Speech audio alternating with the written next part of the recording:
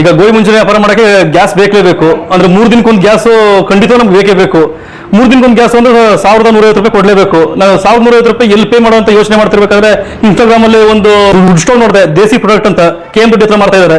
ಬಂದು ಹಂಗೆ ಇವತ್ತು ಬಂದು ವಿಸಿಟ್ ಮಾಡಿದೆ, ನೋಡಿದೆ, ಡೆಮೋ ತೋರಿಸು, ತುಂಬಾ ಇಷ್ಟ ಆಯ್ತು.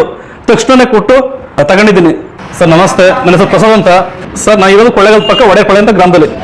ಈಗ ಗ್ಯಾಸ್ನ ಬೆಲೆ ಜಾಸ್ತಿ ಆಗಿರೋದ್ರಿಂದ ಗ್ಯಾಸ್ ತಗೊಳಕಾಯ್ತಾ ಇಲ್ಲ. 1150 ರೂಪಾಯಿ ಗ್ಯಾಸ್ ಕೊಟ್ಟು ತೆಗಿಬೇಕು. ಒಂದು ಉಡ್ ಸ್ಟೋವ್ ಬೇಕಂದ್ಬಿಟ್ಟು ಬಹಳ ದಿನದಿಂದ ತೆಗಿಬೇಕು ಅಂತ ಆಸೆ ಇತ್ತು, ಆದ್ರೆ ತೆಗಿಯಕ್ಕೆ ಪ್ರಯತ್ನ ಪಟ್ಟೆ ಆಗ್ಲಿಲ್ಲ.